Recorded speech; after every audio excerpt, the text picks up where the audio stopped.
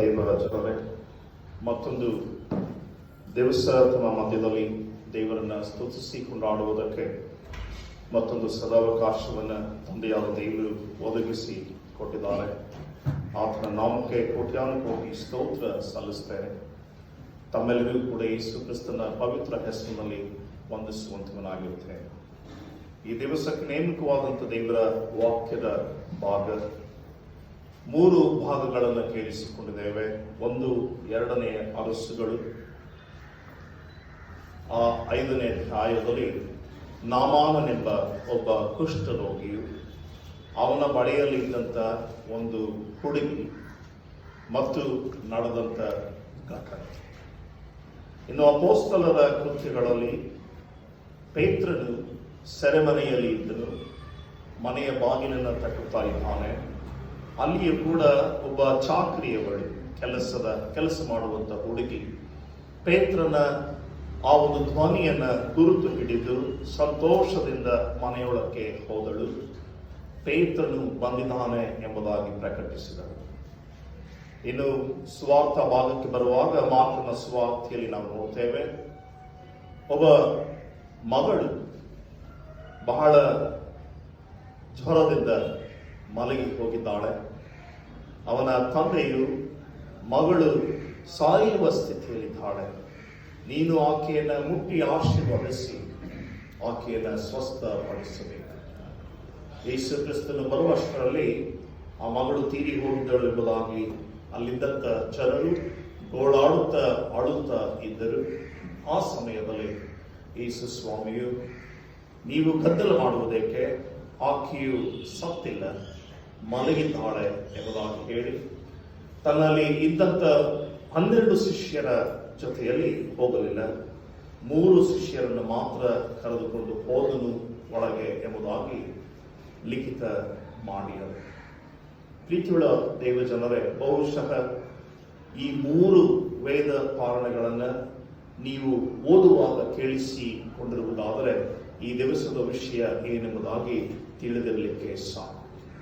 ಇಲ್ಲಿ ರಸಪ್ರಶ್ನೆ ಅಲ್ಲ, ನಿಮ್ಮನ್ನು ಕೇಳುವುದಿಲ್ಲ, ನೀವು ಗಾಬರಿ ಬೀಳುವುದು ಬೇಡ. ನಾನೇ ಅದರ ಪ್ರಸ್ತಾವನೆಯನ್ನು ಹೇಳುತ್ತೇನೆ. ಇದು ಈ ದಿವಸಕ್ಕೆ ನೇಮಕವಾದಂಥ ದೇವರ ಭಾಗ. ವಾಕ್ಯದ ವಿನಿಮಯ ಹೆಣ್ಣು ಮಕ್ಕಳನ್ನು ಸಂರಕ್ಷಿಸಿರಿ ಎಂಬುದಾಗಿ. ಹೆಣ್ಣು ಮಕ್ಕಳನ್ನು ಸಂರಕ್ಷಿಸಿರಿ ಎಂಬುದಾಗಿ.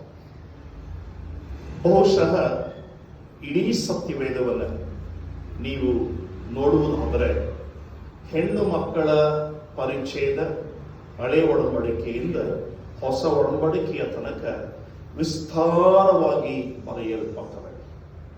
ಆದರೆ ಗಂಡು ಮಕ್ಕಳ ಕುರಿತು ಯಾವ ವಿಶ್ಲೇಷಣೆಗಳು ಕೂಡ ಸತ್ಯವೇದದಲ್ಲಿ ನಾವು ನೋಡುವುದು. ಬಹಳ ವಿಶೇಷಕರವಾದಂಥ ರೀತಿಯಲ್ಲಿ ಹೆಣ್ಣು ಮಕ್ಕಳ ಕುರಿತು ಸತ್ಯವೇದದಲ್ಲಿ ನಾನಾ ಭಾಗಗಳಲ್ಲಿ ನಾನಾ ರೀತಿಯಲ್ಲಿ ಬರೆಯಲ್ಪಟ್ಟದನ್ನು ನಾವು ನೋಡ್ತೇವೆ. ನೀವು ರೂತಳ ಪುಸ್ತಕ ತೆಗೆದುಕೊಳ್ಳುವಾಗ ರೂತಳಲ್ಲಿ ಒಂದು ಅತಿಶಯೋಕ್ತಿವಾದಂಥ ಒಂದು ವಿಷಯ ಅಡಗಿತ್ತು. ಅದು ಅತ್ತೆಗೂ ಸೊಸೆಗೂ ಇರುವಂಥ ಬಾಂಧವ್ಯದ ಕುರಿತು ಮಾತನಾಡುತ್ತದೆ. ಇದನ್ನ ರೂತಳ ಮೂಲಕ ದೇವರ ವಾಕ್ಯವು ಬಿತ್ತರಿಸಲ್ಪಡುವಂಥದ್ದನ್ನು ನಾವು ನೋಡ್ತೇವೆ. ಇಲ್ಲಿ ಪೇತ್ರನ ಧ್ವನಿ ಹಿಡಿದಂಥ ಚಾಕರಿಯವರು ಬಹಳ ಸ್ಪಷ್ಟವಾಗಿ ಪೇತ್ರನೇ ಬಂದಿದ್ದಾನೆ ಎಂಬುದಾಗಿ ಸಂತೋಷದಿಂದ ಓಡಿ ಹೋಗಿ ಮನೆಯವರಿಗೆ ಸುದ್ದಿಯನ್ನು ತಲುಪಿಸುವುದನ್ನು ನಾವು ನೋಡ್ತೇವೆ. ಅಂದರೆ ಪೇತ್ರನು ಸೆರೆಮನೆಯಿಂದ ಬಿಡಿಸಲ್ಪಟ್ಟದ್ದನ್ನ ಸಾಕ್ಷಿಯುತವಾಗಿ ಆ ಚಾಕರಿಯವಳು ಮನೆಯವರಿಗೆ ತಿಳಿಸಿದ್ದನ್ನ ನಾವು ನೋಡ್ತೇವೆ. ಇನ್ನು ಆ ಹೆಣ್ಣು ಮಗಳು ಅಸ್ವಸ್ಥತೆಯಿಂದ ಎದ್ದು ಬಂದಂತ ಆ ಒಂದು ಸನ್ನಿವೇಶದಲ್ಲಿ ಯೇಸು ಹೇಳಿದ್ದು, ಆಕೆಗೆ ಊಟ ಬಡಿಸಿರಿ ಎಂಬುದಾಗಿ. ಹೀಗೆ ಹಳೆ ಒಡಂಬಡಿಕೆಯಿಂದ ಆ ನಾಮಾನನ ಚರಿತ್ರೆಯನ್ನು ಗಮನಿಸಿ ನೋಡುವಾಗ, ನಾಮಾನನು ಬಹಳ ರಾಜನಾಗಿದ್ದ. ಅವನ ರಾಜನ ಆ ಸ್ಥಾನದಲ್ಲಿ ಉತ್ತಮವಾದಂಥ ಸ್ಥಾನ ಆತನಿಗಿತ್ತು. ಆದರೆ ಕುಷ್ಠರೋಗಿಯಾಗಿದ್ದ. ರಾಜನಿಗೆ ಬಹಳ ಆಪ್ತನು, ಕುಷ್ಠರೋಗಿಯಾಗಿದ್ದ. ಎಲೀಷನೆಂಬ ಒಬ್ಬ ಪ್ರವಾದಿಯು ಇದ್ದಾನೆ ಆ ಸಮಾರಿಯ ಆ ಒಂದು ಸೀಮೆಯಲ್ಲಿ. ನಾನು ಹೋಗುವುದಾದರೆ ನಾನು ಕುಷ್ಠರೋಗದಿಂದ ವಿಮುಕ್ತನಾಗುತ್ತೇನೆ ಎನ್ನುವಂತ ಉದ್ದೇಶ ಆತನಿಗೆ ಇರಲಿಲ್ಲ. ಆಗ ಆ ಹೆಣ್ಣು ಮಗಳು, ಅವನು ಯಾರನ್ನ ಸೆರೆಯಾಗಿ ಕರೆದುಕೊಂಡು ಬಂದಿದ್ದ ಆ ಹೆಣ್ಣು ಮಗಳು ಆತನಿಗೆ, ಅಪ್ಪನವರೇ, ಈ ರೀತಿಯಲ್ಲಿ ಒಬ್ಬ ಪ್ರವಾದಿ ಇದ್ದಾನೆ, ನೀವು ಯಾಕೆ ಅವನನ್ನ ಭೇಟಿ ಮಾಡಬಾರದು? ಅವನ ಮೂಲಕ ನಿಮ್ಮ ಕುಷ್ಠವು ಹೋಗುವುದಕ್ಕೆ ಸಾಧ್ಯ ಎಂಬುದಾಗಿ ಹೇಳಿದ ಮೇಲೆ ನಾಮಾನನು ಮನಸ್ಸು ಮಾಡುವುದೇನು? ರಾಜನ ಬಳಿಗೆ ಹೋಗಿ ಈ ವಿಷಯವನ್ನು ತಿಳಿಸುವಾಗ ರಾಜನು ಅನೇಕ ಸಂಗತಿಗಳನ್ನ ಗಂಟು ಮಾಡಿ ಒಂದು ಪತ್ರವನ್ನು ಬರೆದು ಎಲೀಷನಿಗೆ ಕಳುಹಿಸುವುದನ್ನ ನೋಡ್ತೇವೆ.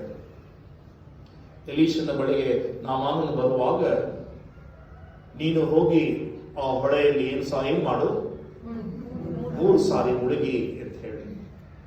ಇದಕ್ಕೆ ನಾಮಾನನು ಕೊಟ್ಟಂತ ಅವನ ಮನಸ್ಸಿನಲ್ಲಿ ಆದಂತ ಉದ್ವೇಗದ ಉತ್ತರ, ಇದಕ್ಕೋಸ್ಕರ ಇಷ್ಟು ದೂರ ಪ್ರಯಾಣ ಮಾಡಿ ಬರಬೇಕಿತ್ತು. ಆಗ ಮತ್ತೆ ಅವನಿಗೆ ಹೇಳುವಂಥದ್ದೇ, ಬೇರೇನು ಮಾಡುವುದಕ್ಕೆ ಹೇಳಲಿಲ್ಲ, ಬಹಳ ಕಷ್ಟದ ಸಂಗತಿಗಳು ಹೇಳಲಿಲ್ಲ, ಹೇಳಿದಿಷ್ಟೇ, ಆ ಒಳಗೆ ಹೋಗಿ 3 ಸಾರಿ ಮುಳುಗಿ ಅಂತ ಹೇಳಿ. ಕಷ್ಟಕರವಾದಂಥ ಸಂಗತಿ ಅಲ್ಲ, ಯಾಕೆ ಮಾಡಬಾರದು? ಹೀಗೆ ಸತ್ಯವೇದದ ಇಡೀ ಸತ್ಯವೇದದಲ್ಲಿ ನೀವು ಹೆಣ್ಣು ಮಕ್ಕಳನ್ನ ನಾನಾ ರೀತಿಯಲ್ಲಿ ದೇವರು ಉಪಯೋಗಿಸಿಕೊಂಡದನ್ನ ನಾವು ನೋಡ್ತೇವೆ. ಉಪಯೋಗಿಸಿಕೊಂಡದ ಅನೇಕ ಸನ್ನಿವೇಶಗಳನ್ನ ಸತ್ಯವೇದದಲ್ಲಿ ಲಿಖಿತ ಮಾಡಿದೆ.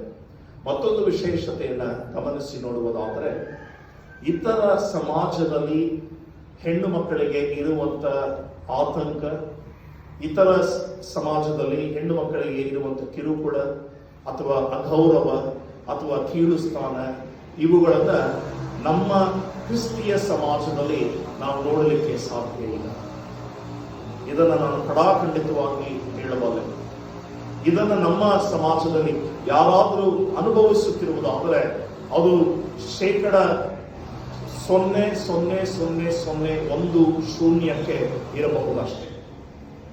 ಅದನ್ನು ಹೊರತುಪಡಿಸಿ ಹೆಣ್ಣು ಮಕ್ಕಳಿಗೆ ಸಲ್ಲಬೇಕಾದಂತ ಇರಬೇಕಾದಂತ ಗೌರವ ನಮ್ಮ ಕ್ರಿಸ್ತಿಯ ಸಮಾಜದಲ್ಲಿ ಅನಾದಿ ಕಾಲದಿಂದಲೂ ಇಲ್ಲಿಯವರೆಗೆ ಆ ಸ್ಥಾನಮಾನವನ್ನ ಕೊಡುತ್ತಾ ಬಂದಿರುವಂತ ಸಮಾಜ ಕ್ರಿಸ್ತಿಯ ಸಮಾಜ ಎಂಬುದಾಗಿ ಹೇಳಿಕೊಳ್ಳಲಿಕ್ಕೆ ಅತಿಶಯೋಕ್ತಿ ಏನೂ ಅಲ್ಲ. ಕಾರಣ ಸತ್ಯವೇದವನ್ನ ಪರಿಣಿತವಾಗಿ ಸತ್ಯವೇದವನ್ನ ಪರಿಪಾಲಿಸುತ್ತಾ ದೇವರ ವಾಕ್ಯಕ್ಕೆ ಭಯಬಿದ್ದು ನಡೆಯುವಂತ ಸಮಾಜ ಈ ನಿಟ್ಟಿನಲ್ಲಿ ಇರುವುದಕ್ಕೆ ಸಾಧ್ಯ. ಯಾಕೆಂದ್ರೆ ಆದಿಕಾಂಡ ಪುಸ್ತಕದಿಂದ ಪ್ರಕಟಣೆಯ ತನಕ ದೇವರು ಎಲ್ಲಿಯೂ ಕೂಡ ಗಂಡು ಹೆಣ್ಣು ಎಂಬ ಭೇದ ತೋರಿಸಲಿಲ್ಲ.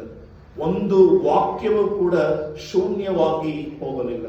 ಒಂದು ವಾಕ್ಯದಲ್ಲಿಯೂ ಕೂಡ ಗಂಡು ಹೆಣ್ಣು ಎಂಬ ಭೇದ ಇರದ ಪರಿಸ್ಥಿತಿಯನ್ನ ಇಡೀ ಸತ್ಯವೇದವು ನಮ್ಮ ಕೂಡ ಮಾತನಾಡುತ್ತದೆ.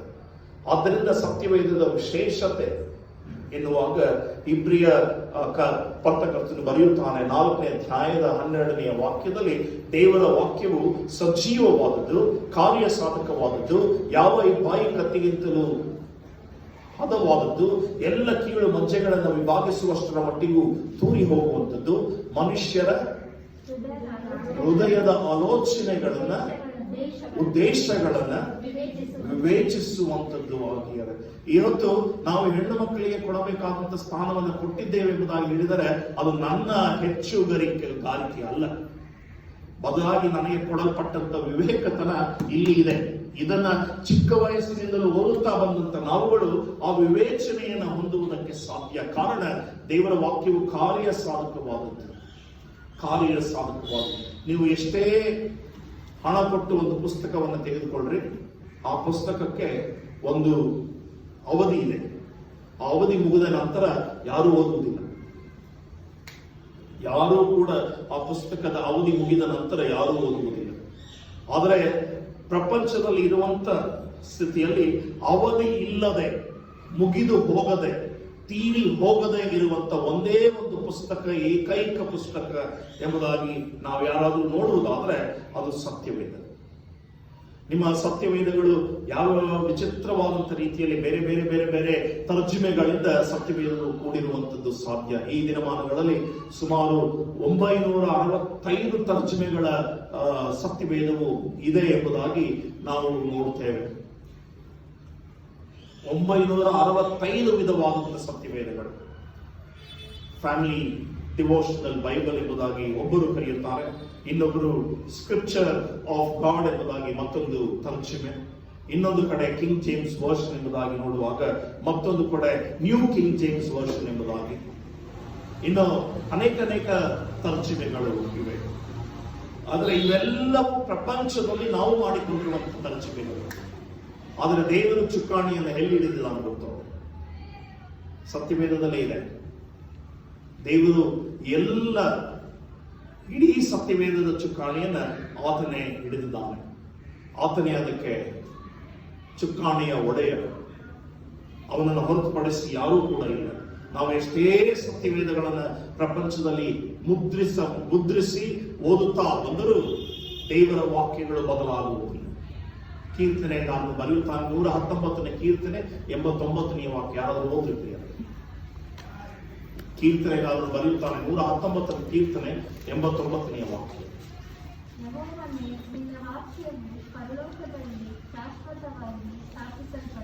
ಹೇಗೆ ಸ್ಥಾಪಿಸಲ್ಪಟ್ಟಿದೆ? ಯೆಹೋವನೇ, ನಿನ್ನ ವಾಕ್ಯವು ಪರಲೋಕದಲ್ಲಿ ಶಾಶ್ವತವಾಗಿ ಸ್ಥಾಪಿಸಲ್ಪಟ್ಟಿದೆ. ಅದನ್ನು ನಾವು ಆಂಗ್ಲ ಭಾಷೆಯಲ್ಲಿ ನಾವು ಓದುವುದಾದರೆ ಮೈಜುಮ್ ಎನ್ನುವಂತ ವಾಕ್ಯ. Heavenly Father, your words are written permanently in heaven. Permanently in heaven. ಶಾಶ್ವತವಾಗಿ ಅಳ್ಳಾಡಿಸುವುದಕ್ಕೆ, ತೆಗೆಯುವುದಕ್ಕೆ, ಅಳಿಸುವುದಕ್ಕೆ, ಬಿಡಿಸುವುದಕ್ಕೆ ಯಾರಿಗೂ ಸಾಧ್ಯ ಇಲ್ಲ. ಯಾರಿಗೂ ಸಾಧ್ಯ ಇಲ್ಲ. ಅಂತಹ ದೇವರ ವಾಕ್ಯವು ಯೆಹೋವನು ಎಲ್ಲಿ ಸ್ಥಾಪಿಸಿದ್ದಾನೆ? ತನ್ನ ಆಸ್ಥಾನದಲ್ಲಿ ಸ್ಥಾಪಿಸಿದ್ದಾನೆ, ತನ್ನ ಸ್ವಾಸ್ಥ್ಯದಲ್ಲಿ ಸ್ಥಾಪಿಸಿದ್ದಾನೆ, ತನ್ನ ವೈಭವದಲ್ಲಿ ಸ್ಥಾಪಿಸಿದ್ದಾನೆ, ಆತನು ಇರುವಂತಹ ಸ್ಥಳದಲ್ಲಿ ಸ್ಥಾಪಿಸಿದ್ದಾನೆ. ಪರಲೋಕದ ದ್ವಾರಗಳು ತೆರೆದು ಸುರಿಯಲ್ಪಡುತ್ತವೆ ಎಂಬುದಾಗಿ ಹೇಳುವಾಗ ಯಾವುದು ಸುರಿಯಲ್ಪಡುತ್ತವೆ? ಶಾಶ್ವತವಾದಂತ ವೈಭವದ ದೇವರ ವಾಕ್ಯಗಳು ಸುರಿಯಲ್ಪಡುತ್ತವೆ. ಆದ ಕಾರಣ ಇವತ್ತು ನನ್ನ ತರ್ಜುಮೆ ಹೀಗಿದೆ ಎಂಬುದಾಗಿ ಹೇಳುವಾಗ ದೇವರ ವಾಕ್ಯದ ತರ್ಜುಮೆ ಅದು ಶಾಶ್ವತವಾಗಿ ಪರಲೋಕದಲ್ಲಿ ಬರೆಯಲ್ಪಟ್ಟಿದೆ. ಆದ್ದರಿಂದ ಪ್ರಿಯರೇ, ಈ ವಾಕ್ಯಗಳನ್ನು ಅಲ್ಲಗಳೆಯುವುದಕ್ಕೂ, ಈ ವಾಕ್ಯಗಳನ್ನು ತೆಗೆದು ಹಾಕುವುದಕ್ಕೂ, ಈ ವಾಕ್ಯಗಳನ್ನು ಅಳಿಸಿ ಬಿಡುವುದಕ್ಕೂ, ಈ ವಾಕ್ಯಗಳನ್ನು ತೊರೆದು ಬಿಡುವುದಕ್ಕೂ, ಈ ವಾಕ್ಯಗಳು ಬೇಡ ಎಂಬುದಾಗಿ ಹೇಳುವುದಕ್ಕೂ ನನಗೇನಿಲ್ಲ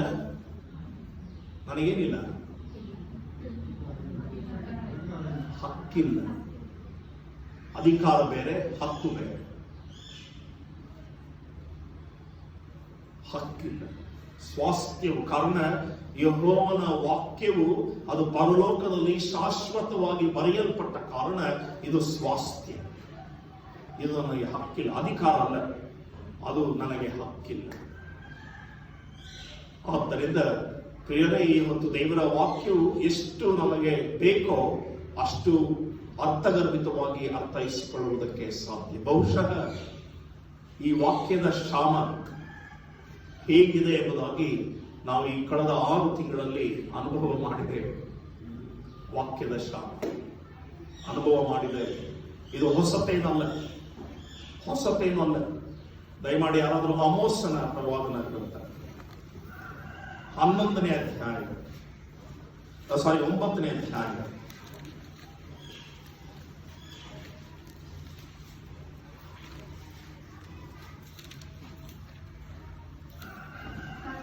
ಯೆಹೋವನು ಇಂತೆನ್ನುತ್ತಾನೆ, ಆಹಾ, ನಾನು ದೇಶ ಕ್ಷಾಮವನ್ನು ಉಂಟು ಮಾಡುವ ದಿನಗಳು ಬರುತ್ತಿವೆ. ಅದು ಅನ್ನದ ಕ್ಷಾಮವಲ್ಲ, ನೀರಿನ ಕ್ಷಾಮವಲ್ಲ, ಯೆಹೋವನ ವಾಕ್ಯಗಳ ಕ್ಷಾಮವೇ. ಯಾವ ವಾಕ್ಯ ಅಂತ ಹೇಳ್ಬೇಕಲ್ಲ? 8ನೇ ಅಧ್ಯಾಯ 11ನೇ ವಚನ. ಆಮೋಸನ ಪ್ರವಾದನ ಗ್ರಂಥ 8ನೇ ಅಧ್ಯಾಯ 8ನೇ ಅಧ್ಯಾಯದ 11ನೇ ವಾಕ್ಯ. ಯಾವ ಶ್ರಮ? ಅನ್ನದ ಶ್ರಮ ಅಲ್ಲ, ನೀರಿನ ಶ್ರಮ ಅಲ್ಲ. ಯಾವ ಶ್ರಮ? ಯೆಹೋವನ ವಾಕ್ಯದ ಶ್ರಮ. ಈಗಾಗಲೇ ಅನುಭವ ಮಾಡಿದ್ದೇವೆ, ಇನ್ನೂ ಇದೆ, ಇಲ್ಲಿಗೆ ನಿಲ್ಲಲಿಲ್ಲ. ಇನ್ನು ಮುಂದೆ ಬಹಳ ಘೋರವಾದ ಸ್ಥಿತಿಗತಿಗಳು ಅವೆ. ಈ ಶ್ರಮ ಎನ್ನುವಂಥದ್ದು ಈಗ ನಮ್ಮ ಪೀಳಿಗೆಯನ್ನು ತಟ್ಟಿಯದೆ. ಅರ್ಥ ಮಾಡಿಕೊಳ್ಳೋಣ. ಅನೇಕ ಸಭೆಗಳಲ್ಲಿ ಜನಸಂದಣಿ ಜಾಸ್ತಿ ಇರುವುದರಿಂದ ನಾವು ಅನೇಕ ವರ್ಷಗಳ ಹಿಂದೆ ಜನರು ಕೇಳುತ್ತಾ ಇದ್ದರು, ಪ್ರತಿ ಭಾನುವಾರವೂ 2 ಸರ್ವಿಸ್ 3 ಸರ್ವಿಸ್ ಮಾಡ್ರಿ ಅಯ್ಯ ಎಂಬುದಾಗಿ ಆಗಲ್ರಿ ಅಂತ ಇದ್ದಂತ ಸಭೆಗಳು ಇವತ್ತು ಎಷ್ಟು ಸರ್ವಿಸ್? ದಿನಕ್ಕೆ 3 ಸರ್ವಿಸ್, ಬೆಳಗ್ಗೆ 3 ಆರಾಧನೆಗಳನ್ನು ನಡೆಸುವಂತ ಪರಿಸ್ಥಿತಿ ಇವತ್ತು ದೇವರು ತಂದು ಒದಗಿಸಿದ್ದಾರೆ. ಇದರಲ್ಲಿ ಅತಿಶಯೋಕ್ತಿ ಏನೂ ಅಲ್ಲ.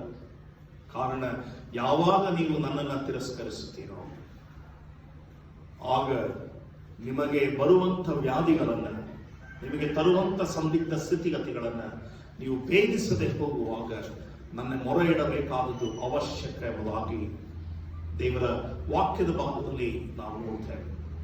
ಹಾಗಾಗಿ ಪ್ರಿಯರೇ, ಈ ದಿನಮಾನಗಳಲ್ಲಿ ಇರುವಂತ ಸ್ಥಿತಿಗತಿಗಳು ದಿನವೂ ಬದುಕುವುದಾದರೆ ಹೆಚ್ಚು. ನಮ್ಮ ಕಣ್ಣೆದುರಿನಲ್ಲಿಯೇ ಎಷ್ಟೋ ಜನ ತೀರಿ ಹೋದದ್ದನ್ನ ನೋಡ್ತೇವೆ. ತೀರಿ ಹೋದ ಮೇಲೆ ಅಂತಿಮ ಸಂಸ್ಕಾರಕ್ಕೂ ಕೂಡ ತನ್ನ ಸುತ್ತಲಿರುವಂತ ಜನರು ಹೋಗುವುದಕ್ಕೆ ಆಗದೆ ಹೋಗಿರುವಂತ ಪರಿಸ್ಥಿತಿಯಲ್ಲಿ ಅನೇಕ ಸಹೋದರ ಸಹೋದರಿಯರು, ಕ್ರೈಸ್ತ ಸಹೋದರ ಸಹೋದರಿಯರ ಬಗ್ಗೆ ನಾನು ಹೇಳ್ತಿರುವಂಥದ್ದು. ಬಹಳ ವಿಚಲಿತವಾಗಿ ತಮ್ಮ ಇಹಲೋಕದ ಪ್ರಯಾಣವನ್ನ ಮುಗಿಸಿ ಹೋಗಿದ್ದಾರೆ. ಇಂತಹ ಪರಿಸ್ಥಿತಿಗಳಲ್ಲಿ ಇವತ್ತು ದೇವರು ನಮ್ಮನ್ನು ಇನ್ನೂ ಜೀವಂತವಾಗಿ ಇರಿಸಿದ್ದಾನೆ ಎಂಬುದಾಗಿ ಹೇಳುವುದಾದರೆ, ನನ್ನಲ್ಲಿ ಇರುವಂತಹ ಒಳ್ಳೆಯ ಕ್ರಿಯೆ, ಕಾರಣ, ಒಳ್ಳೆಯ ಗುಣಾತಿಶಯಗಳು ಅಥವಾ ವಾಕ್ಚಾತುರ್ಯ ಅಲ್ಲ. ಬದಲಾಗಿ ದೇವರ ವಾಕ್ಯದ ಪ್ರಕಾರ ನನ್ನ ಕೃಪೆ, ದೇವರ ಕೃಪೆ ಇವತ್ತು ನಮ್ಮನ್ನು ಪರಿಪಾಲಿಸಿ, ದೇವರ ಕೃಪೆ ನಮ್ಮನ್ನು ಪರಿಪಾಲಿಸಿ. ಎಷ್ಟೋ ಜನ ಅಂದುಕೊಳ್ಳುತ್ತಿದ್ದರು, ಈ ವರ್ಷ ಭಜನೆಗೆ ಹೋಗಲ್ಲ, ಮುಂದಿನ ವರ್ಷ ಹೋಗೋಣ ಇಲ್ಲ. ಈ ಪರಿಸ್ಥಿತಿ ಇಲ್ಲ. ಈ ವರ್ಷ ಭಜನೆ ಇಲ್ಲ. ಬೇಡಿಕೊಳ್ಳುತ್ತಾ ಇದ್ದೆವು ಅನೇಕರನ್ನ, ಬಾರಿಸುವುದಕ್ಕೆ ಬನ್ರಿ ಬನ್ರಿ ಬನ್ರಿ, ಯಾರು ಇಲ್ಲ ಎಂಬುದಾಗಿ, ಹಾಡುವುದಕ್ಕೆ ಯಾರು ಇಲ್ಲ ಎಂಬುದಾಗಿ ಬೇಡಿಕೊಳ್ಳುವಂತ ಸಭೆಗಳು ಎಷ್ಟೋ ಇತ್ತು. 2-3 ಮಾತ್ರ ಭಜನೆಗೆ ಹೋಗುತ್ತಿದ್ದರು. ಮುಂದಿನ ವರ್ಷ ನೋಡೋಣ ಎಂಬುದಾಗಿ ಹೇಳಿದ ಅನೇಕ ಜನರಿಗೆ ನಾನು ಈಗ ತಿಳಿಸ್ತಾ ಇದ್ದೇನೆ, ಮುಂದಿನ ವರ್ಷ ಗೊತ್ತಿಲ್ಲ. ಇವತ್ತು ಬದುಕಿದ್ದೇವೋ ದೇವರ ಸೇವೆಯನ್ನ ಮಾಡೋಣ, ಇವತ್ತು ಬದುಕಿದ್ದೇವೋ ದೇವರ ವಾಕ್ಯವನ್ನು ಓದೋಣ, ಇವತ್ತು ಬದುಕಿದ್ದೇವೋ ದೇವರ ಸ್ತೋತ್ರ ಮಾಡೋಣ. ನಾಳೆ ಎನ್ನುವಂಥದ್ದು ನಮ್ಮದಲ್ಲ. ಅನೇಕ ಜನರು ಮುಂದಿನ ವರ್ಷ ಭಜನೆಗೆ ಹೋಗೋಣ ಎಂಬುದಾಗಿ ಆಲೋಚನೆ ಮಾಡಿರಬಹುದು, ಆದರೆ ಈ ವರ್ಷ ಯಾವ ಭಜನೆಗಳು ಇಲ್ಲ. ಅನೇಕ ಮನೆಗಳು ಭಜನೆಗೆ ಬರುವವರನ್ನ ಬೇಡ ಬೇಡ ಎಂಬುದಾಗಿ ಹೇಳುತ್ತಾ ಇದ್ದರು. ಈಗ ಬನ್ನಿರಿ ಎಂಬುದಾಗಿ ಹೇಳಿದರೂ ಬರುವುದಕ್ಕೆ ಸಾಧ್ಯ ಇಲ್ಲದ ಪರಿಸ್ಥಿತಿ. ಇನ್ನು ಅಘೋರವಾದಂತಹ ಸ್ಥಿತಿಗತಿಗಳನ್ನ ನೋಡಲಿಕ್ಕೆ ಇದ್ದೇವೆ ಪ್ರಿಯರೇ. ದೇವರ ವಾಕ್ಯದ ಪ್ರಕಾರ ಅವಲೋಕಿಸಿ ನೋಡೋಣ, ದೇವರು ಎಂತಹ ಸ್ಥಿತಿಗತಿಗಳನ್ನ ನಮ್ಮನ್ನ ಕರುಣಿಸಿ ಕಟಾಕ್ಷಿಸಿ ನಮ್ಮನ್ನು ಬದುಕಿಸುವಂತ ದೇವರಾಗಿದ್ದಾನೆ ಎಂಬುದಾಗಿ ಅವಲೋಕಿಸಿ ನೋಡಬೇಕಾದುದು ಅವಶ್ಯ. ಆದ್ದರಿಂದ ಈ ಹೊತ್ತು ನಮ್ಮ ಜೊತೆಯಲ್ಲಿರುವಂತಹ ಮಕ್ಕಳನ್ನ, ಹೆಣ್ಣು ಮಕ್ಕಳನ್ನು ವಿಶೇಷವಾಗಿ ಸಂರಕ್ಷಿಸುವುದಾಗಿ ಹೇಳುವುದಾದರೆ, ನನ್ನ ಈ ವಾಕ್ಯದ ಮೂಲ ಹೆಣ್ಣು ಮಕ್ಕಳು ಮಾತ್ರ ಅಲ್ಲ, ನಮಗೆ ಕೊಡಲ್ಪಟ್ಟಂತ ಮಕ್ಕಳನ್ನ ಸಂರಕ್ಷಿಸಿರಿ ಎಂಬುದಾಗಿ ನನ್ನ ಪ್ರಸ್ತಾವನೆ. ಕಾರಣ, ಹೆಣ್ಣು ಮತ್ತು ಗಂಡು ಎಂಬ ಭೇದ ನಮ್ಮ ಸತ್ಯವೇದದಲ್ಲಿ ಬರೆಯಲ್ಪಡಲಿದೆ.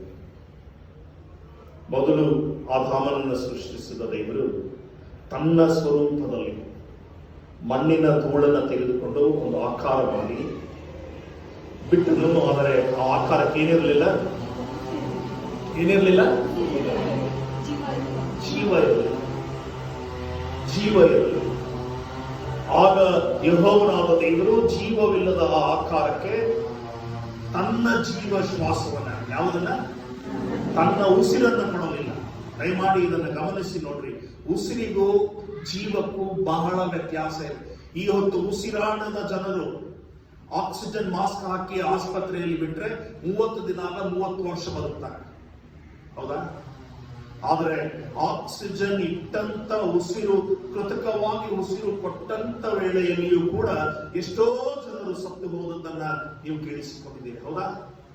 ಅದು ಕಾರಣ ದೇವರು ಜೀವ ಶ್ವಾಸವನ್ನ ಎಳೆದು ಬಿಡುವಾಗ ನಿನ್ನ ಕೃತಕ ಉಸಿರು ಏನ್ ನೀನು ಕೊಡ್ತೀಯೋ ಅದೆಲ್ಲ ಯಾವುದು ಪ್ರಯೋಜನಕ್ಕೆ ಬರುವುದಿಲ್ಲ. ಆದ್ದರಿಂದ ಉಸಿರು ಬೇರೆ, ಜೀವ ಶ್ವಾಸ ಬೇರೆ. ಅದೇ ನಾನು ಹೇಳುವಂಥದ್ದು, ಅನೇಕ ಸಾರಿ ಹೇಳಿದ್ದೇನೆ. ಸತ್ಯವೇದವನ್ನು ಓದುವಾಗ ಸುಮ್ಮನೆ ಬೇಕಾಬಿಟ್ಟಿ ಓದಬೇಡಿ, ಬಹಳ ಕೂಲಂಕುಷವಾಗಿ ದೇವರ ವಾಕ್ಯಗಳನ್ನು ಓದಬೇಕು. ಮತ್ತೆ ಅದನ್ನು ಓದಿಸ್ತೇನೆ, ಚಿಂತೆ ಇಲ್ಲ. ಆದಿಕಾಂಡ ಪುಸ್ತಕ 2ನೇ ಅಧ್ಯಾಯ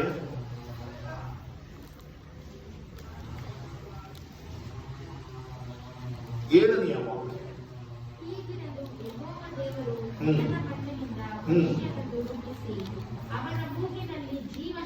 very good, thank you, praise God. ಅವನ ಮೂಗಿನಲ್ಲಿ ಜೀವ ಶ್ವಾಸವನ್ನ ಎಷ್ಟೋ ಸಾರಿ ಓದಿದ್ದೇವೆ, ಆದರೆ ಇದರ ಅರ್ಥ ಉಸಿರು ಬೇರೆ, ಜೀವ ಶ್ವಾಸ ಬೇರೆ. ತನ್ನ ಜೀವ ಶ್ವಾಸವನ್ನ ಅವನ ಮೂಗಿನಲ್ಲಿ ಊದಿದ ಮೇಲೆ ಮನುಷ್ಯ ಏನಾದನು? ಬದುಕುವ ಪ್ರಾಣಿಯಾದನು, ಬದುಕುವ ಪ್ರಾಣಿಯಾದನು. ಆದ್ದರಿಂದ ಪ್ರಿಯರೇ, ಇಲ್ಲಿ ಹೆಣ್ಣು ಗಂಡು ಎಂಬ ಭೇದ ಇಲ್ಲ. ನಮಗೆ ಕೊಡಲ್ಪಟ್ಟಂತ ಮಕ್ಕಳನ್ನ ನಾವು ಸಂರಕ್ಷಿಸಬೇಕಾದದ್ದು ಬಹಳ ಅವಶ್ಯಕ. ಯಾಕೆ? ದೇವರ ವಾಕ್ಯ ನಮ್ಮನ್ನು ಈ ರೀತಿಯಲ್ಲಿ ಎಚ್ಚರಿಸುತ್ತದೆ. ದಯಮಾಡಿ ದಾವೀದನ ಕೀರ್ತನೆಗಳು 127ನೇ ಅಧ್ಯಾಯ 1ನೇ ವಾಕ್ಯ ಹೀಗೆ ಬರೆಯಲ್ಪಟ್ಟಿದೆ: ಯೆಹೋವನು ಮನೆ ಕಟ್ಟದಿದ್ದರೆ ಅದನ್ನು ಕಟ್ಟುವವರು ಪಡುವ ಪ್ರಯಾಸವು ವ್ಯರ್ಥ. ಯೆಹೋವನು ಪಟ್ಟಣವನ್ನು ಕಾಯದಿದ್ದರೆ ಅದನ್ನು ಕಾವಲುಗಾರರು ಪಡುವ ಪ್ರಯಾಸವು ವ್ಯರ್ಥ. ಮುಂದೆ ವಾಕ್ಯ ಬಹಳ ಚೆನ್ನಾಗಿದೆ. ಬೆಳಗಾಗುವುದಕ್ಕಿಂತ ಮುಂಚೆ ಏಳುವವರೇ, ಹೊತ್ತು ಮೀರಿ ಮಲಗುವವರೇ, ಏನೇನು? ನಿಮ್ಮ ಆಹಾರಕ್ಕಾಗಿ ನೀವು ಪಡುವ ಪ್ರಯಾಸವು ವ್ಯರ್ಥ. ಯಾಕೆ? ಯೆಹೋವನಾದ ದೇವರು ತನ್ನ ಪ್ರಿಯರಿಗೆ ಅದನ್ನೇನ್ ಮಾಡ್ತಾನೆ? ನೀನು ಸ್ವಂತ ನಿದ್ರೆಯಲ್ಲಿರುವಾಗಲೂ ಅದನ್ನೇನ್ ಮಾಡ್ತಾನೆ? ಒದಗಿಸಿಕೊಡ್ತಾನೆ. ಯಾವುದು ಮೇಲು? ಯಾವುದು ಮೇಲು? ಯೆಹೋವನ ಮಾತು ಕೇಳಿ ನಿದ್ರೆ ಮಾಡುವಂಥದ್ದು ಮೇಲೋ, ಅಥವಾ ಬೆಳಗ್ಗೆ ಎದ್ದು ಮುಂಜಾನೆ ಆಗುವುದಕ್ಕಿಂತ ಮುಂಚೆ ಎದ್ದು ನಮ್ಮ ಕೆಲಸ ಕಾರ್ಯಗಳಿಗೆ ಹೋಗುತ್ತಾ ರಾತ್ರಿಯ ವೇಳೆ ನಿಧಾನವಾಗಿ ಬಂದು ಮಲಗಿಕೊಳ್ಳುವಂಥದ್ದಕ್ಕಿಂತ ಯೆಹೋವನ ಮಾತನ್ನು ಕೇಳಿ ಆ ಮಾತನ್ನು ಒದಗಿಸಿಕೊಡುವಂಥದ್ದನ್ನು ಹೊಂದಿಕೊಳ್ಳುವುದೇ ಲೇಸು. ಹೌದಾ? ಯೆಹೋವನು ತನ್ನ ಪ್ರಿಯರಿಗೆ ಅದನ್ನು ನಿದ್ರೆಯಲ್ಲಿಯೂ ಒದಗಿಸುವುದು, ನಿದ್ರೆಯಲ್ಲಿಯೂ ಒದಗಿಸುವುದು. ಪ್ರಯಾಸ ಪಡುವುದೇ ಬೇಡ. ಆದರೆ ಯೆಹೋವನ ಮಾತು ಕೇಳುವುದು ಬಹಳ ಪ್ರಯಾಸ. ಅದು ಅಷ್ಟು ಸುಲಭ ಅಲ್ಲ. ಅದು ಎಲ್ಲಕ್ಕಿಂತ ಕಷ್ಟದ ಕೆಲಸ. ನಾನು ಹೋಗಿ ದುಡಿದು ಬರುತ್ತೇನೆ ಎನ್ನುವಂತಷ್ಟರ ಮಟ್ಟಿಗೆ ಅದು ಸುಲಭ. ಆದರೆ ಯೆಹೋವನ ಮಾತನ್ನು ಕೇಳುವಂಥದ್ದು ಬಹಳ ಕಷ್ಟ. ಅದು ಸುಲಭ ಅಂದ್ಕೊಳ್ಬೇಕು. ಶೋಧನೆಗಳು ಬರ್ತಾನೆ ಇರ್ತವೆ. ಶೋಧನೆ ಹೇಗೆ ಬರ್ತದೆ? ನಾನು ಈಗ ಕೇಳುತ್ತೇನೆ ಎಂಬುದಾಗಿ ಹೇಳಿದಾಕ್ಷಣ ದ್ವೇಷ ಮಾಡುವಂತ ಯಾವನೊಬ್ಬ ನೆನಪಿಗೆ ಬರ್ತಾನೆ, ಎಲ್ಲ ಎದುರು ಹೋಗ್ತಾನೆ. ಇವನು ಕೊಲ್ಬಿಡಬೇಕೆಂಬುದಾಗಿ ಅನೇಕ ಸಾರಿ ಪ್ಲಾನ್ ಹಾಕಿದ್ದೇನೆ, ಆಗಲಿಲ್ಲ. ಆ ಯೋಚನೆ ಬರ್ತದೆ. ಆ ಯೋಚನೆ ಬರುವಾಗ ಯೆಹೋವನ ವಾಕ್ಯಕ್ಕೆ ವಿರುದ್ಧವಾಗಿ ಹೋಗುವಂತ ನನ್ನ ಮನಸ್ಸು ಪಾಪ ಮಾಡ್ತದೆ. ಕಾರಣ ದೇವರ ವಾಕ್ಯ ಹೇಳ್ತದೆ, ನಿನ್ನ ವೈರಿಯನ್ನು ಕೂಡ ನೀನು ನಿನ್ನಂತೆಯೇ ಪ್ರೀತಿಸಬೇಕು. ಹೌದಾ? ಸೊ ದೇವರ ವಾಕ್ಯವನ್ನು ಪರಿಪಾಲಿಸುವುದು ಬಹಳ ಬಹಳ ಕಷ್ಟ. ಆದರೆ ಅದೊಂದು ಪ್ರಯಾಸ, ದಿನನಿತ್ಯದ ಹೋರಾಟ. ಆ ಹೋರಾಟದಲ್ಲಿ ನಾವು ಪಾಲು ತೆಗೆದುಕೊಳ್ಳುವಾಗ ದೇವರ ಆತ್ಮನು ನಮ್ಮ ಜೊತೆಯಲ್ಲಿ ಸಂಗಡ ಹೋರಾಡುವಾಗ ಖಂಡಿತವಾಗಿಯೂ ದೇವರ ವಾಕ್ಯಗಳಿಗೆ ವಿಧೇಯರಾಗಿ ನಡೆದುಕೊಳ್ಳುವುದಕ್ಕೆ ಸಾಧ್ಯ. ಮುಂದಿನ ಒಂದು ವಾಕ್ಯ, 3ನೇ ವಾಕ್ಯ: ಪುತ್ರ ಸಂತಾನವು ಯೆಹೋವನಿಂದ ಬಂದ ಸ್ವಾಸ್ಥ್ಯವು. ಯಾರಾದ್ರೂ ಒಬ್ರು ಹತ್ರ ಕೇಳಿಸ್ಕೊಳ್ಳಬಹುದು. ಗರ್ಭಫಲವು ಆತನ ಬಹುಮಾನವೇ. ಇಲ್ಲಿ 2 ಸಂಗತಿಗಳು. ಒಂದು, ಪುತ್ರ ಸಂತಾನವು ಯೆಹೋವನಿಂದ ಬಂದ ಸ್ವಾಸ್ಥ್ಯವು. ಸ್ವಾಸ್ಥ್ಯ ಅಂದ್ರೆ ಏನು? ಸ್ವಾಸ್ಥ್ಯ ಅಂದ್ರೆ ಆಸ್ತಿ, ಸಂಪತ್ತು. ಯಾರೋ ಆಸ್ತಿ ಅಂದ್ರು ಸರಿ. ಆಸ್ತಿ, ಸಂಪತ್ತು, ವೈಭವಕರವಾದ ಸಂಪತ್ತು, ಹೇಳಿಕೊಳ್ಳಲಾರದ ಸಂಪತ್ತು, ಅದಕ್ಕೆ ಹೋಲಿಕೆಯಾಗದ ಸಂಪತ್ತು, ಅದಕ್ಕೆ ಎಂದಿಗೂ ಕೂಡ ನೀವು ಸರಿಸಮಾನವಾದಂತಹ ಹಣವನ್ನ ಕಟ್ಟಲಿಕ್ಕೆ ಆಗದಂತಹ ಸಂಪತ್ತು. ಪುತ್ರ ಸಂತಾನವು ಯೆಹೋವನಿಂದ ಬಂದ ಸ್ವಾಸ್ಥ್ಯವು. ಗರ್ಭ ಫಲವು ಆತನ ಬಹುಮಾನವೇ. ಅದೊಂದು ಉಡುಗೊರೆ. ನಾವು ಅಂದ್ಕೊಳ್ತೇವೆ ಎಲ್ಲ ನಮ್ಮ ಕ್ರಿಯೆ ಅಂತ. ಮೂರ್ಖರು ನಾವು. ಇದು ನನ್ನ ಕ್ರಿಯೆ, ನಮ್ಮ ಕ್ರಿಯೆಗಳಲ್ಲ. ದೇವರು ಕೊಡದ ಹೊರತು ನೀನು ಪಡೆಯುವುದಕ್ಕೆ ಅಸಾಧ್ಯ. ದೇವರು ಕೊಡದ ಹೊರತು ನೀನು ಪಡೆಯುವುದಕ್ಕೆ ಅಸಾಧ್ಯ. ಆದ್ದರಿಂದ ಪ್ರಿಯರೇ, ಇವತ್ತು ದೇವರ ವಾಕ್ಯ ನಮ್ಮನ್ನು ಎಚ್ಚರಿಸುತ್ತದೆ. ಯೆಹೋವನಿಂದ ಬಂದ ಸ್ವಾಸ್ಥ್ಯ ಯಾವುದು? ಪುತ್ರ ಸಂತಾನ. ಮತ್ತು ಆತನ ಬಹುಮಾನ ಯಾವುದು? ಗರ್ಭಫಲದ ಬಹುಮಾನವೇ. ಇದನ್ನ ಪರಿಗಣಿಸಿ ನೋಡುವಾಗ ನಾವು ಸಂರಕ್ಷಿಸಬೇಕಾದಂಥದ್ದು ಆದ್ಯ ಕರ್ತವ್ಯ. ನಮ್ಗೆ ಯಾರಾದರೂ ಉಡುಗೊರೆ ಕೊಟ್ಟರೆ ಏನ್ ಮಾಡ್ತೇವೆ? ಬಹಳ ಜೋಪಾನ ಮಾಡ್ತೇವೆ, ಹೌದಾ? ಕಡೆಯವರೆಗೂ ಅದನ್ನ ಇಟ್ಟುಕೊಳ್ಳಬೇಕೆನ್ನುವಂತ ಒಂದು ಅವಲೋಕನ ನಮಗಿದೆ. ಅದನ್ನು ಎಂದಿಗೂ ಕೂಡ ಮಾರುವುದಿಲ್ಲ. ಬಹುಶಃ ನಿಮ್ಮ ಮಾವನವರು ಕೊಟ್ಟಂತ ಮದುವೆಯ ಸಂದರ್ಭದಲ್ಲಿ ಕೊಟ್ಟಂತ ಸೀರೆ ಅದು ಈಗ ಉಡ್ತಿರೋ ಇಲ್ಲವೋ, ಆ ಕೋಟ್ ಆಗ್ತಿರೋ ಇಲ್ಲವೋ, ಇನ್ನೂ ಅದನ್ನ ಇಟ್ಕೊಂಡಿರ್ತೀವಿ ಬೀರೋದು. ಕಾರಣ ಉಡುಗೊರೆ, ಜೋಪಾನ ಮಾಡಿರ್ತೀವಿ. ಅದು ಇಲ್ಲಿವರೆಗೆ ಬರ್ತದೆ. ಈಗ ಆದರೂ ಇಟ್ಕೊಂಡಿರ್ತೀವಿ. ಅದನ್ನ ಮಾರಲ್ಲ, ಕೊಡಲ್ಲ, ಅಲ್ಲಗಳೆಯಲ್ಲ, ತೊರೆದು ಹಾಕಲ್ಲ, ಹೌದಾ? ಇದು ಸತ್ಯ, ಇರುವಂತ ಸತ್ಯ. ನನಗೂ ಅನ್ವಯಿಸಿದ್ರೆ ನಿಮಗೂ ಅನ್ವಯಿಸಿದೆ. ಹೀಗಿರುವಂತ ಸ್ಥಿತಿಯಲ್ಲಿ ನಮಗೆ ಕೊಡಲ್ಪಟ್ಟಂತ, ಮಾನವರಿಂದ ಕೊಡಲ್ಪಟ್ಟಂತ ಉಡುಗೊರೆಯನ್ನ ನಾವು ಅಷ್ಟು ಜೋಪಾನ ಮಾಡುವಾಗ, ಹೌದಾ, ದೇವರು ಕೊಟ್ಟಂತ ಉಡುಗೊರೆಯನ್ನ ನಾವು ಜೋಪಾನ ಮಾಡಬೇಕಾದ್ದೇನು? ನಮ್ಮ ಆದ್ಯ ಕರ್ತವ್ಯ, ನಮ್ಮ ಕರ್ತವ್ಯ. ಅದು ದೇವರಿಂದ ಕೊಡಲ್ಪಟ್ಟಂತ ಸ್ವಾಸ್ಥ್ಯ, ದೇವರಿಂದ ಕೊಡಲ್ಪಟ್ಟಂತ ಉಡುಗೊರೆಯನ್ನ ನಾವು ಜೋಪಾನ ಮಾಡಬೇಕಾದದ್ದು ನಮ್ಮ ಆದ್ಯ ಕರ್ತವ್ಯ. ನಾವು ಲೋಕದ ರೀತಿಯಲ್ಲಿ ಎರಡು ರೀತಿಯಲ್ಲಿ ನಾವು ಸಂರಕ್ಷಿಸುವುದು ಎಂಬುದಾಗಿ ನೋಡ್ತೇವೆ. ಸಂರಕ್ಷಿಸುವುದು ಎಂಬುದಾಗಿ ಹೇಳುವಾಗ ಪ್ರೊಟೆಕ್ಷನ್, ಹೇಗೆ ಸಂರಕ್ಷಿಸುವುದು, ಜೋಪಾನ ಮಾಡುವುದು, ಎರಡು ರೀತಿ. ಒಂದು ದೈಹಿಕವಾದಂತಹ ಜೋಪಾನ, ಒಂದು ಆತ್ಮೀಕವಾದಂತಹ ಜೋಪಾನ. ನಾನು ಇವತ್ತು ದೈಹಿಕ ಜೋಪಾನ ಬಗ್ಗೆ ಮಾತಾಡ್ತೇನೆ. ಖಂಡಿತ ದೈಹಿಕ ಜೋಪಾನ ಎಂದರೇನು? ಮಗು ಹುಟ್ಟಿದಾಕ್ಷಣ ಲಸಿಕೆ ಹಾಕಿಸ್ತೇವೆ, ಉತ್ತಮವಾದಂಥ ವೈದ್ಯರನ್ನ ನೋಡ್ತೇವೆ, ಪ್ರತಿ 3 ತಿಂಗಳಿಗೊಮ್ಮೆ ವೈದ್ಯರನ್ನ ಭೇಟಿ ಮಾಡ್ತೇವೆ, ಮಗುವಿನ ಆಹಾರ ಪಾನೀಯ ಎಲ್ಲವುಗಳನ್ನ ಬಹಳ ಬಹಳ ಅರ್ಥಗರ್ಭಿತವಾಗಿ, ಬಹಳ ವಿಶೇಷವಾಗಿ ಗಮನ ಹರಿಸಿ ಪ್ರತಿಯೊಂದನ್ನು ಕೂಡ ನಾವೇ ಖುದ್ದಾಗಿ ಮಾಡಿ ಮಗುವಿಗೆ ತಿನ್ನಿಸ್ತೇವೆ. ಮಗು ಬೆಳೆದ ಹಾಗೆಲ್ಲ ಮಗುವನ್ನು ಜೋಪಾನ ಮಾಡುವುದಕ್ಕೆ ನಾನಾ ಪ್ರಯತ್ನ ಮಾಡ್ತೇವೆ. ನಾವು ತಿನ್ನುವುದಕ್ಕೆ ತಿನ್ನುತ್ತೇವೋ ಇಲ್ಲವೋ ಮಗುವಿಗೆ ಕೊಡುತ್ತೇವೆ. ಮಗುವಿನ ಬೆಳವಣಿಗೆಯನ್ನ ಎಂದಿಗೂ ಕೂಡ ಕುಂಠಿತ ಮಾಡುವುದಕ್ಕೆ ಹೋಗುವುದಿಲ್ಲ ಯಾವುದೇ ತಂದೆ ತಾಯಿಗಳು. ಹಣವಂತರಿರಲಿ, ಹಣ ಇಲ್ಲದೆ ಇರಲಿ, ಬಡವರಿರಲಿ, ಹಣ ಒಬ್ಬ ಕೂಲಿಯವನು ಕೂಡ ತನ್ನ 10 ರೂಪಾಯಿ ಕೂಲಿಯಲ್ಲಿ ತಾನು 8 ರೂಪಾಯಿನ ಮಗುವಿಗೆ ಕೊಟ್ಟು 2 ರೂಪಾಯಿನ ತನ್ನ ಜೇಬಿಗೆ ಇಟ್ಕೊಳ್ಳುವಂತ ತಂದೆ ತಾಯಿಗಳು ಈ ದಿನಮಾನಗಳಲ್ಲಿ ನಾವು ಕೊಡ್ತೇವೆ. ಇದು ಸರ್ವೇ ಸಾಮಾನ್ಯ. ಇದು ದೈಹಿಕವಾಗಿ ನಾವು ಕೊಡುವಂತ ಒಂದು ಪ್ರೊಟೆಕ್ಷನ್, ದೈಹಿಕವಾಗಿ ನಾವು ಮಕ್ಕಳನ್ನು ಸಂರಕ್ಷಿಸುವಂತ. ಆದರೆ ಇದು ಕ್ರೈಸ್ತರ ಜೀವಿತದಲ್ಲಿ ಇದು ಅನಗತ್ಯ ಅಂತ ಅಲ್ಲ, ಇದು ಬಹಳ ಪ್ರಾಮುಖ್ಯ ಅಲ್ಲ, ಇದು ಸರ್ವೇ ಸಾಮಾನ್ಯವಾಗಿ ಮಾಡುವಂಥದ್ದು. ಇದರ ಜೊತೆಯಲ್ಲಿ ನಾವು ಆತ್ಮೀಕವಾಗಿ, ದೈವಿಕವಾಗಿ ಮಕ್ಕಳನ್ನ ಸಂರಕ್ಷಿಸಬೇಕಾದುದು ಬಹಳ ಅವಶ್ಯಕ.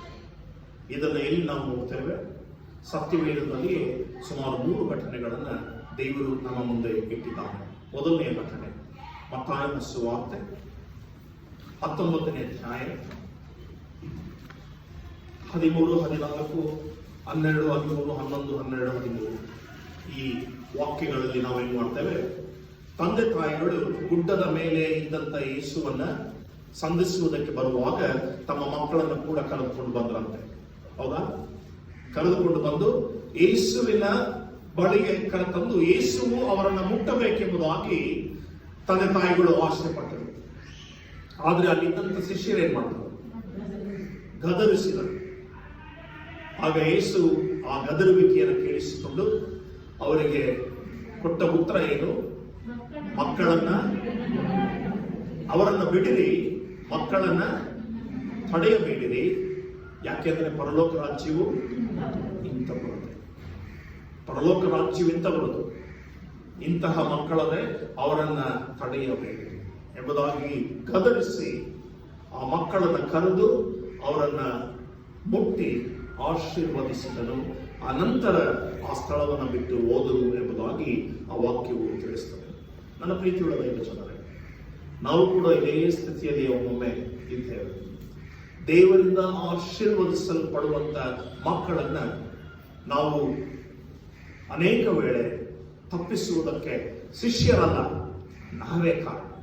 ಆ ಕಾಲದಲ್ಲಿ ಶಿಷ್ಯರಿದ್ದರು, ತಡೆದರು, ಯೇಸುವಿನ ಬಳಿಗೆ ಬರುವುದಕ್ಕೆ ಮಕ್ಕಳನ್ನ ತಡೆದರು. ಆದರೆ ಈ ದಿನಮಾನಗಳಲ್ಲಿ ನಾವೇ ತಡೆಯುತ್ತೇವೆ. ಕಾರಣ, ಮೊದಲೇ ನಾವು ಬರುವುದಿಲ್ಲ. ನಾವು ಬರದೆ ಹೋದರೆ ಮಕ್ಕಳು ಕೂಡ ಆರಾಧನೆಗೆ ಬರುವುದಕ್ಕೆ ಸಾಧ್ಯ ಇಲ್ಲ. ಇಂತಹ ಸ್ಥಿತಿಗತಿಗಳನ್ನು ನಮ್ಮ ಜೀವಿತಗಳಲ್ಲಿ ನಾವು ಒಗ್ಗೂಡಿಸುವುದಾದರೆ ಇವತ್ತು ಎಚ್ಚರಿಕೆಯ ಮಾತು, ಮಕ್ಕಳನ್ನು ನನ್ನ ಹತ್ತಿರಕ್ಕೆ ಬರಗೊಳಿಸಿರಿ, ಅವುಗಳಿಗೆ ಅಡ್ಡಿ ಮಾಡಬೇಡಿರಿ, ಪರಲೋಕ ರಾಜ್ಯವು ನಿಂತವರದೆ. ಇದು ಒಂದು ಜವಾಬ್ದಾರಿಕೆ, ನಮಗೆ ಕೊಡಲ್ಪಟ್ಟಂತ ಆತ್ಮೀಕ ಜವಾಬ್ದಾರಿಕೆ. ಅಂದರೆ ಈ ವಾಕ್ಯದ ಹಿನ್ನೆಲೆಯನ್ನ ನೀವು ನೋಡುವುದಾದರೆ, ನಾವು ಆಲಯಕ್ಕೆ ಬರುವುದು ಪ್ರಾಮುಖ್ಯ ಎಂಬುದಾಗಿ ನಾವು ಅಂದುಕೊಳ್ಳುವುದು ಬೇಡ. ಬದಲಾಗಿ ಚಿಕ್ಕ ವಯಸ್ಸಿನಿಂದಲೇ ನಾವು ದೇವರ ವಾಕ್ಯಗಳ ಕುರಿತು, ಕ್ರಿಸ್ತನ ಬೋಧನೆಯ ಕುರಿತು, ಕ್ರಿಸ್ತನ ಅವಲೋಕನದ ಕುರಿತು ಮಕ್ಕಳಿಗೆ ತಿಳಿಸಿಕೊಡಬೇಕಾದದ್ದು ಬಹಳ ಬಹಳ ಅವಶ್ಯಕ, ಬಹಳ ಬಹಳ ಅವಶ್ಯಕ. ನಮ್ಮಲ್ಲಿ ನಾವು ನೋಡ್ತೇವೆ, ನಮ್ಮಲ್ಲಿ ಅನೇಕ ಕ್ರೈಸ್ತರು, ಅನೇಕ ಕ್ರಿಸ್ತನ ವಿಶ್ವಾಸಿಗಳು ಅನೇಕ ಶಾಲೆಗಳಲ್ಲಿ ಉಪಾಧ್ಯಾಯರಾಗಿ, ಶಿಕ್ಷಕರಾಗಿ, ಶಿಕ್ಷಕಿಯರಾಗಿ ಕೆಲಸ ಮಾಡುತ್ತಾ ಇದ್ದಾರೆ.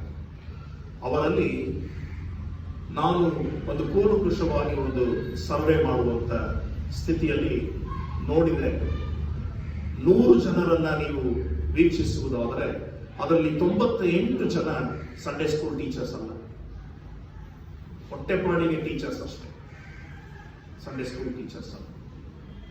ಇಂತಹ ಸ್ಥಿತಿಯಲ್ಲಿ ನಾವು ಕ್ರೈಸ್ತರಾಗಿದ್ದೇವೆ. ಆದರೆ ನಮಗೆ ಶಿಕ್ಷಕ ಶಿಕ್ಷಕಿಯರಾಗಿ ಕೆಲಸ ಬೇಕು ನಮ್ಮ ಸಂಸ್ಥೆಗಳಲ್ಲಿ. ಆದರೆ ಸಂಡೇ ಸ್ಕೂಲ್ ಟೀಚರ್ ಆಗಿ ಕೆಲಸ ಮಾಡುವುದಕ್ಕೆ ಇಷ್ಟಪಡುವುದಿಲ್ಲ.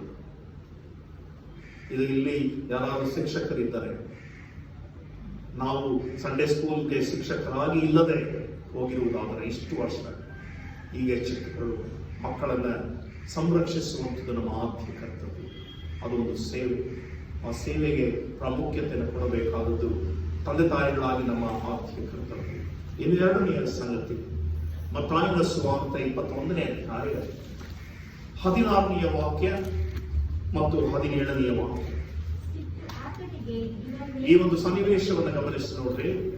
ಯೆರೂಸಲೇಮಿನ ದೇವಾಲಯ, ಯೇಸು ಸ್ವಾಮಿಯಲ್ಲಿ ಹೋಗಿದ್ದಾನೆ. ಅಲ್ಲಿ ದೇವಾಲಯದಲ್ಲಿ ಅನೇಕ ವ್ಯಾಪಾರಸ್ಥರು, ಚೆನ್ನಿವಾರನ ಮೇಜುಗಳು ಅದೇ. ವ್ಯಾಪಾರಸ್ಥರನ್ನು ಓಡಿಸುವಾಗ ನನ್ನ ತಂದೆಯ ಮನೆಯು ಪ್ರಾರ್ಥನಾಲಯವೆನಿಸಿಕೊಳ್ಳುತ್ತದೆ, ಆದರೆ ನೀವು ಅದನ್ನೇನು ಮಾಡಿದ್ದೀರಿ, ಕಳ್ಳರ ಕಪಿಯನ್ನಾಗಿ ಮಾಡಿದ್ದೀರಿ ಎಂಬುದಾಗಿ ಅವರನ್ನು ಓಡಿಸುತ್ತಾನೆ. ಅವರನ್ನು ಓಡಿಸುವಾಗ ಅಲ್ಲಿ ನೆರೆದು ಬಂದಂತ ಮಕ್ಕಳು ಏನ್ ಮಾಡುತ್ತಾರೆ, ಆತನ ಯೆಹೋವನ ನಾಮಕ್ಕೆ ಸ್ತೋತ್ರವನ್ನ ಸಲ್ಲಿಸುತ್ತಾರೆ. ಆ ಕೂಗು ಅಲ್ಲಿದ್ದಂತ ಹಿರಿಯರು, ಫರಿಸಾಯರು ಕೇಳುವಂತ ಪ್ರಶ್ನೆ, ನೀನು ಈ ಚಿಕ್ಕ ಮಕ್ಕಳ ಬಾಯಿಂದ ಬರುವಂತದನ್ನ ಕೇಳಿಸಿಕೊಳ್ಳುತ್ತಾ ಇದೆಯೋ ಎಂಬುದಾಗಿ ಹೇಳುವಾಗ ಆ ವಾಕ್ಯ ಓದಿ. ಹೌದು, ಕೇಳುತ್ತೇವೆ. ಸಣ್ಣ ಮಕ್ಕಳ ಬಾಯಿಂದಲೂ ಮನೆಕೂಸುಗಳ ಬಾಯಿಂದಲೂ ಸ್ತೋತ್ರವನ್ನು ಸಿದ್ಧಿಗೆ ತಂದಿ ಎಂಬುದನ್ನು ನೀವು ಎಂದಾದರೂ ಓದಲಿಲ್ಲ. ದೇವರ ವಾಕ್ಯ ಹೇಳ್ತದೆ, ಮೊಲೆಕೂಸುಗಳ ಬಾಯಿಂದಲೂ ಮಾತ್ರವಲ್ಲ, ಸಣ್ಣ ಮಕ್ಕಳ ಬಾಯಿಂದಲೂ ಸ್ತೋತ್ರವನ್ನ ಸಿದ್ಧಿಗೆ ತಂದಿ ಎನ್ನುವಂಥದ್ದನ್ನ ನೀವು ಎಂದಾದರೂ ಓದಲಿಲ್ಲವೋ. ಅಂದರೆ ಯೇಸು ಸ್ವಾಮಿಯ ಉದ್ದೇಶ ತನ್ನ ತಂದೆಯ ಚಿತ್ತವನ್ನು ನೆರವೇರಿಸಬೇಕಾಗಿತ್ತು. ತಂದೆಯ ಚಿತ್ತ ಏನು? ಸಣ್ಣ ಮಕ್ಕಳ ಬಾಯಿಂದಲೂ ಮಲೆಕೂಸುಗಳ ಬಾಯಿಂದಲೂ ಯೆಹೋವನನ್ನ, ತಂದೆಯಾದ ದೇವರನ್ನ ಸ್ತುತಿಸುವಂಥದ್ದು ಆದ್ಯ ಕರ್ತವ್ಯ. ಅದು ಚಿಕ್ಕ ವಯಸ್ಸಿನಿಂದಲೇ ನಾವು ಬೆಳೆಸಬೇಕಾದದ್ದು, ದೈವಿಕವಾದಂಥ ಪ್ರಕಟಣೆಯನ್ನ ಮಕ್ಕಳಿಗೆ ಕೊಡಬೇಕಾದದ್ದು ನಮ್ಮ ಕರ್ತವ್ಯ. ಆದ್ದರಿಂದ ಯೇಸು ಸ್ವಾಮಿ ಹೇಳುತ್ತಾ ಇದ್ದಾನೆ, ಹೌದು, ಕೇಳಿಸಿಕೊಡುತ್ತಾ ಇದ್ದೇನೆ. ಸಣ್ಣ ಮಕ್ಕಳ ಬಾಯಿಂದಲೂ ಮೊಲೆಕೂಸುಗಳ ಬಾಯಿಂದಲೂ ಸ್ತೋತ್ರವನ್ನ ಸಿದ್ಧಿಗೆ ತಂದಿ ಎನ್ನುವಂಥದ್ದನ್ನ ನೀವು ಎಂದಾದರೂ ಓದಲಿಲ್ಲವೇ? ಇದರ ಹಿನ್ನೆಲೆ ಯೆಶಾಯನ ಪ್ರವಾದನ ಗ್ರಂಥದಲ್ಲಿ ಬರೆಯಲ್ಪಟ್ಟಿದೆ. ಇದರ ಹಿನ್ನೆಲೆ ಯೆಹೋವನು ತನ್ನ ಮಗನನ್ನು ಕಳುಹಿಸಿಕೊಡುವುದನ್ನು ಯೆಶಾಯನ ಮೂಲಕ ಪ್ರಕಟ ಮಾಡುತ್ತಾನೆ.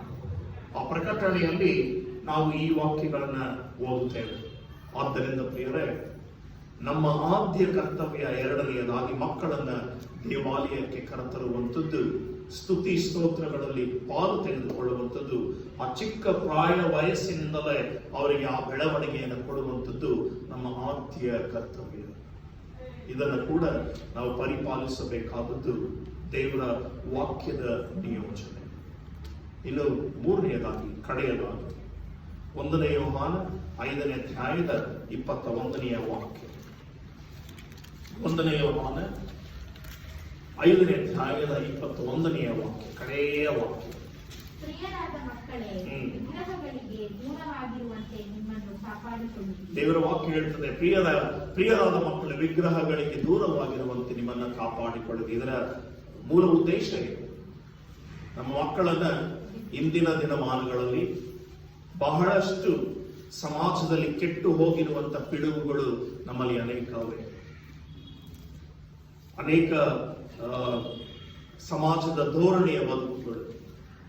ನಮ್ಮ ಕ್ರೈಸ್ತರಲ್ಲಿಯೂ ಕೂಡ ನಾವು ಎಡಗಡೆ ಕಿವಿಗೆ ನಮ್ಮ ಮಕ್ಕಳು ಓಲೆ ಹಾಕುವಂಥದ್ದನ್ನ ನಾನು ಸಭೆಗಳಲ್ಲಿ ನೋಡಿದ್ದೇನೆ, ಖಂಡಿಸಿದ್ದೇನೆ, ಗದರಿಸಿದ್ದೇನೆ. ಇದು ನಮಗೆ ಶ್ರೇಯಸ್ಸಲ್ಲ. ಇದನ್ನ ತಂದೆ ತಾಯಿಗಳು ಗಮನಿಸಿ ಮಕ್ಕಳನ್ನ ಖಂಡಿಸಬೇಕಾದುದು ಅವಶ್ಯಕ. ಇದು ದೇವರ ವಾಕ್ಯದ ಭಾಗ. ಮಕ್ಕಳೇ, ಯಾವುದಕ್ಕೆ ದೂರವಾಗಿದೆ? ವಿಗ್ರಹಗಳಿಗೆ ದೂರವಾಗಿ. ವಿಗ್ರಹಗಳಿಗೆ ದೂರವಾಗಿದೆ ಎಂಬುದಾಗಿ ಹೇಳುವಾಗ ಸಮಾಜದಲ್ಲಿ ಇರುವಂತಹ ನಾನಾ ರೀತಿಯ ಬದುಕಿಗೆ ನೀವು ದೂರವಾಗಿರಿ. ಇವುಗಳನ್ನ ದೇವರು ಎಂದಿಗೂ ಕೂಡ ಮೆಚ್ಚುವುದಿಲ್ಲ. ಅದು ವಿಶೇಷವಾಗಿ ನಮ್ಮ ಮಕ್ಕಳನ್ನು ಬೆಳೆಸುವಾಗ, ನಮ್ಮ ಮಕ್ಕಳನ್ನು ಪೋಷಿಸುವಾಗ ನಾವು ಅನೇಕ ವೇಳೆ ಈ ಒಂದು ವಾಕ್ಯಗಳನ್ನು ಅವಲೋಕಿಸಿ ನೋಡಬೇಕು. ತಂದೆ ತಾಯಿಗಳಾಗಿ ನಾವು ನೋಡ್ತೇವೆ.